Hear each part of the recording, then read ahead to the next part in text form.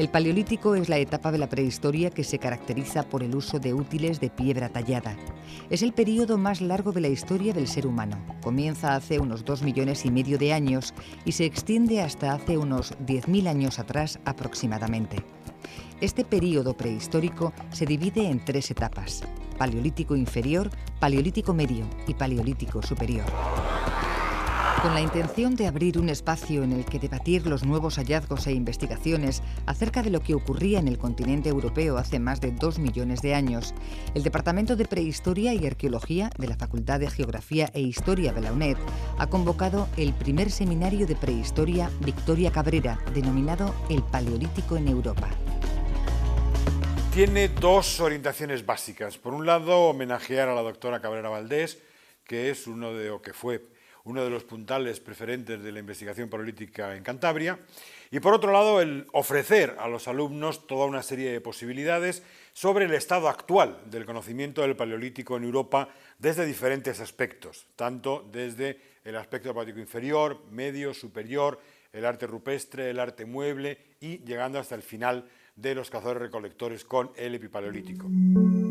La catedrática de Prehistoria de la UNED, Victoria Cabrera Valdés, fallecida en 2004, recibe el homenaje de sus colegas a través de este evento académico. Estuvo al mando durante 25 años, junto con el catedrático Federico Bernaldo de Quirós Guidotti, de un equipo de arqueólogos que excavó la cueva de El Castillo en Puente Viesgo, uno de los vestigios más impresionantes del Paleolítico superior. El Paleolítico superior es quizás el momento paradigmático del Paleolítico. De hecho, cuando alguien habla de Paleolítico, en muchos casos casi se está refiriendo al Paleolítico superior, a la época de los grandes cazadores, de los grandes artistas, de ese gran momento de cuevas como Altamira o El Castillo, o de grandes yacimientos como la cueva de Lascaux. Es el gran momento en el que los grupos humanos cazadores-recolectores alcanzan quizás lo que puede ser el culmen de su cultura, y por otro lado es probablemente el periodo que mejor conocemos del Paleolítico, en gran medida porque es el último periodo, casi simplemente, y también porque es el momento en que más yacimientos se conservan, porque el efecto de los grandes cambios climáticos glaciares que ocuparon todo el Pleistoceno ya se encontraban en franca decadencia. En el Paleolítico superior, el tipo humano que se desarrolla es el conocido como hombre de Cromañón. Creemos que durante ese periodo ya podemos hablar de grupos con una cierta autoconciencia, de grupos que son capaces de generar elementos decorativos y elementos utilitarios, como pueden ser las armas o como pueden ser determinados tipos de instrumentos, para identificarse a sí mismos, lo cual significa en gran medida identificarse de cara a los demás. Es decir, en esta dinámica o en esta dialéctica entre nosotros y ellos va a ser quizás el gran motor que nos va a servir para hilar y para conocer el Paleolítico superior y los grandes cambios que se produjeron en este periodo del final de los grupos de cazadores-recolectores. Las pinturas rupestres realizadas por los humanos son un auténtico tesoro para los investigadores. A través de ellas es posible observar el conocimiento que tenían estos grupos humanos del medio ambiente en el que vivían o de temas tan importantes como el de la reproducción de la vida. Las especies y escenas pintadas, que han podido ser definidas con mayor precisión, orientan a los expertos acerca de la fauna y flora que se podía encontrar en determinadas épocas y períodos históricos. Estas pinturas representan un papel fundamental respecto a la transmisión de información. El Paleolítico es también el periodo en el que los grupos humanos o los seres humanos empiezan a desarrollar un arte, concepto que es quizás muy discutible o muy discutido por los investigadores, pero que nos habla fundamentalmente de que fueron capaces de expresar una serie de sentimientos o una serie de ideologías de una forma palpable, de una forma reconocible por nosotros, normalmente en forma de representaciones de animales, de representaciones humanas o de representaciones de signos.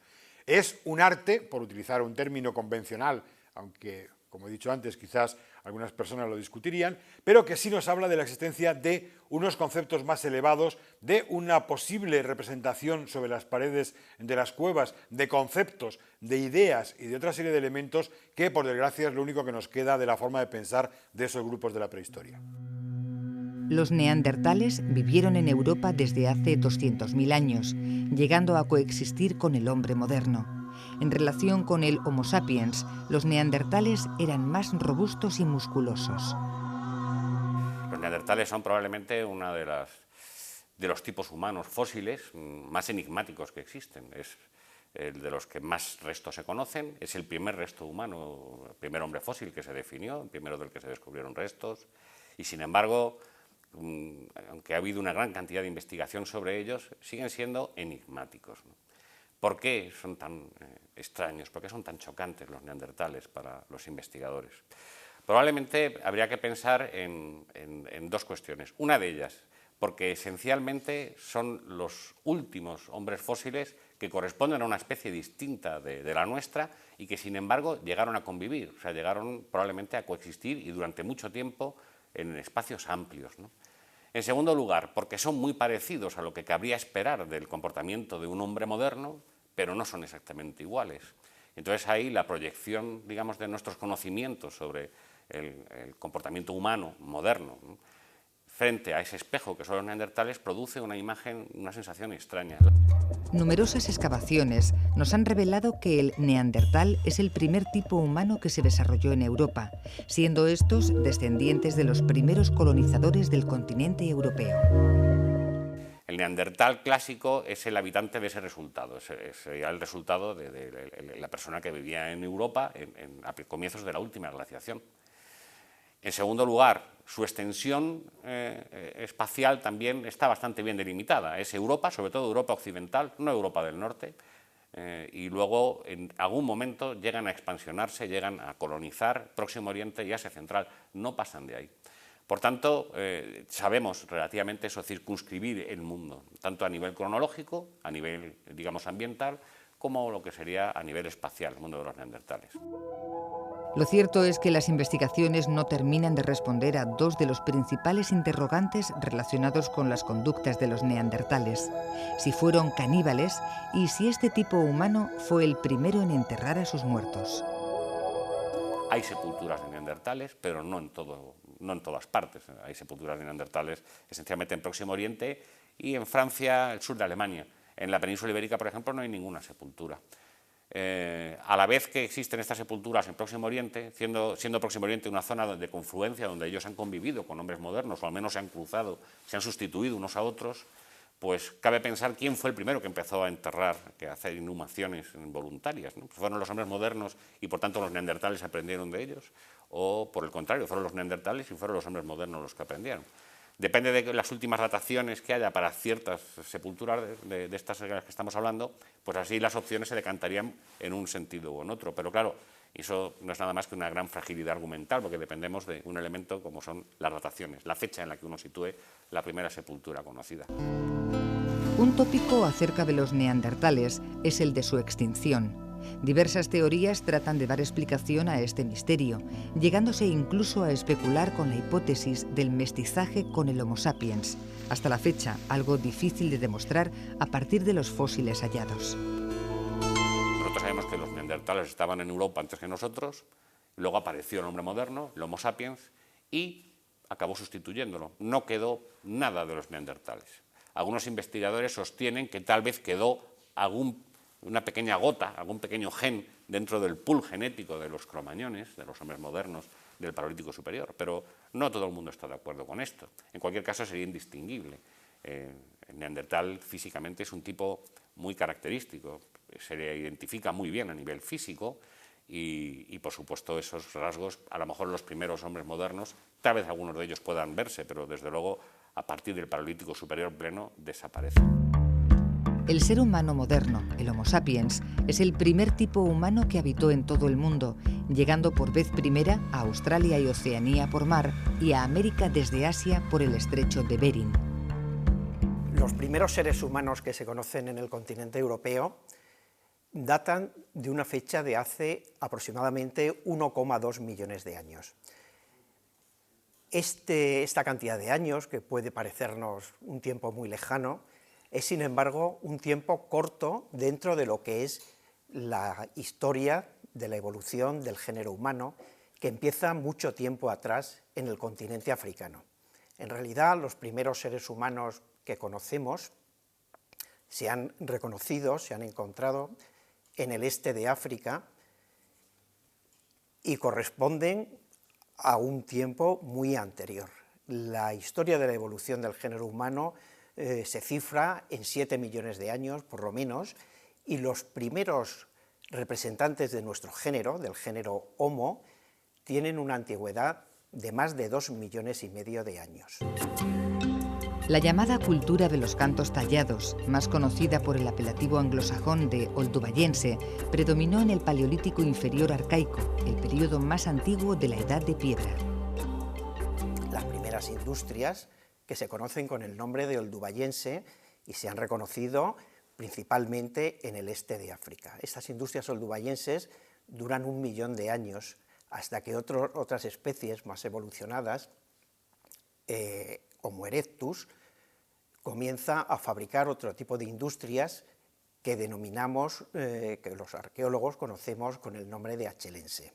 Estas industrias comienzan a aparecer en África hace un poco más de 1,5 millones de años, y por estas épocas comenzamos a encontrar representantes del género Homo fuera del continente africano. Por ejemplo, un yacimiento muy importante, un sitio muy importante, es el sitio de Dmanisi, en Georgia, al sur de la cordillera caucásica, donde hace 1,8 millones de años se han encontrado representantes de estas especies tan antiguas y que fabricaban herramientas primitivas de tipo oldubayense. Los primeros homínidos surgidos en África vivían de la recolección de vegetales comestibles, de capturar pequeños animales como insectos o roedores y del aprovechamiento de animales muertos o enfermos. No sabían fabricar herramientas y, aunque caminaban erguidos, su aspecto era de simio.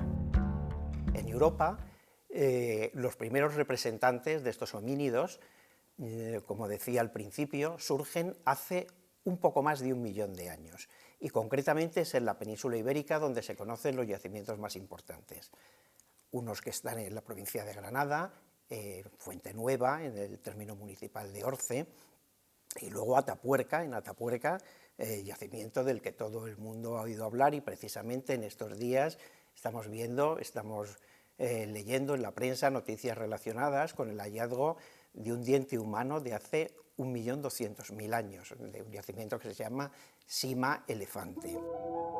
En este descenso a las entrañas de la prehistoria, descubrimos que por diversas razones, entre las que destacan las variaciones en la inclinación del eje de rotación de la Tierra, los cambios en la órbita terrestre o los ciclos solares, el clima ha cambiado a nivel mundial por lo menos desde antes del Precámbrico. Las glaciaciones del Cuaternario son las mejor conocidas por los expertos. Efectivamente, el Cuaternario tiene 2 elementos básicos. Uno es la aparición de los humanos modernos y otra es la variabilidad climática. Una variabilidad climática de orden natural, de causas puramente naturales. Evidentemente, los humanos no intervenían, como sí sucede hoy, en el clima, y por lo tanto esa variabilidad centrada fundamentalmente en una sucesión de etapas muy frías y de etapas más cálidas y húmedas. Obviamente, entre esos 2 extremos climáticos existen unas situaciones de transición, unas situaciones de crisis que significan el cambio de los momentos más fríos a los momentos más cálidos y húmedos. En el Cuaternario se suceden estadios glaciares, fríos y secos, y estadios interglaciares, más cálidos y húmedos. Esta variabilidad climática que marca todo el Cuaternario determinó la adaptación de los neandertales y de los humanos modernos a su medio ambiente. En los estadios glaciares, evidentemente, los casquetes de hielo cubrían gran parte de la superficie terrestre, prácticamente todo el agua estaba en forma de hielo. El casquete polar en el hemisferio norte cubría todo Canadá, prácticamente llegaba a la actual Nueva York, a la latitud de la actual Nueva York, y en Europa cubría la península escandinava, Mar del Norte, Islas Británicas, y sus márgenes meridionales se situaban en el norte de Polonia, en la desembocadura del Rin, del Elba, en el Canal de la Mancha, etc. Evidentemente, ante ese cuadro climático de un casquete polar frío, un casquete polar que estaba generando anticiclones térmicos, daba lugar a la emisión de vientos, de masas de aire frías que llegaban hasta las posiciones más meridionales de Europa. Los glaciares se instalan en las cumbres de las cordilleras ibéricas, desde los Pirineos hasta Sierra Nevada. Gracias a los numerosos yacimientos de la zona, descubrimos cómo en este ambiente climático tan extremadamente duro, los neandertales y los humanos modernos buscaron refugio hacia el sur de Europa, especialmente en la península ibérica, en la cornisa cantábrica. El estudio de las técnicas y de los métodos de fabricación de herramientas por parte de los grupos paleolíticos es probablemente uno de los mayores retos para los arqueólogos y una manera de conocer un poco más a aquellos grupos humanos. El 80% en algunos yacimientos y en otros la totalidad de los restos que encontramos son utillaje lítico, son herramientas de piedra. Esto, que puede parecer un hecho bastante importante o relevante a la hora de reconstruir los métodos de vida paleolíticos, es sin embargo un hándicap del mismo calado, de la misma importancia. Daos cuenta que, imaginaros que unos arqueólogos de dentro de 40 siglos tuvieran que reconstruir nuestra sociedad únicamente con los utensilios que utilizamos para comer, o con los utensilios que utilizamos para hacer zapatos o para hacer ropa. Hay un montón de elementos que no tienen un significado o que no tienen una visión tangible, como pueden ser las creencias, como puede ser la música, como puede ser la danza, que es imposible reconstruir. Y por tanto, una gran parte de los grupos, de la vida de los grupos paleolíticos no va a poder conocerse nunca jamás.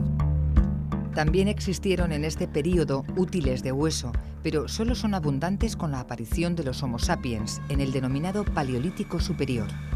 Los útiles de piedra evolucionan con el paso del tiempo. La técnica más usual para trabajarlos fue la de la percusión. Podemos ir reconociendo desde el Paleolítico inferior hasta el Paleolítico superior diferentes momentos o diferentes técnicas para trabajar la piedra, ¿no? Desde piezas como pueden ser los bifaces en un primer momento, hasta momentos posteriores en el Musteriense, en el Paleolítico medio, donde la técnica del asca, la obtención del asca para hacer las herramientas sería el objetivo principal, para pasar, por ejemplo, en el Paleolítico superior a la obtención de hojas, piezas mucho más estilizadas y mucho más optimizadas a la hora de obtenerlas. La más conocida es la percusión dura con percutor duro, es decir, cogemos un nódulo de roca, en este caso un fragmento de sílex, de pedernal, y un percutor duro, en este caso una cuarcita. Hay una serie de criterios angulares necesarios y físicos, y a partir de ahí lo único que se hace es golpear la piedra con estos criterios que pueden ser, pues, por ejemplo, un ángulo menor de 90 grados, etc., y lo único que tenemos que hacer es ejecutar esta percusión. Preparamos generalmente un poco el núcleo antes de tallarlo, y lo que hacemos es sacar una pieza. Este tipo de método es típico del Paleolítico inferior y sobre todo del Paleolítico medio, obtener una pieza de este tipo para hacer una herramienta. De por sí esta pieza ya nos podría servir. Daos cuenta que tiene un filo muy cortante, lo podemos ver aquí, como la pieza corta de por sí, pero en ocasiones lo que queremos hacer, o para lo que queremos emplear la pieza, no es para cortar, sino simplemente a lo mejor para limpiar una piel o limpiar una madera. En este caso el filo nos estorba, lo tendríamos que eliminar, lo tendríamos que quitar. La panoplia de herramientas realizadas por los grupos paleolíticos es bastante limitado. Podemos hablar de raederas, de piezas que sirven para trabajar la piel, para trabajar la madera, para perforar estas mismas materias primas, para cortar o bien para utilizarse para la caza, las puntas de flecha, puntas de lanza, etc., ¿no? La diferencia que existe entre el Paleolítico medio, el Paleolítico inferior y el Paleolítico superior es el método que se emplea para trabajar la piedra. Hemos visto la obtención de lascas mediante la percusión dura, y ahora vamos a ver el trabajo de la obtención de láminas, es decir, de piezas que son generalmente más alargadas que anchas, al menos el doble, pero que son típicas del Paleolítico superior, pero que se van a utilizar para hacer las mismas herramientas prácticamente que en el Paleolítico medio.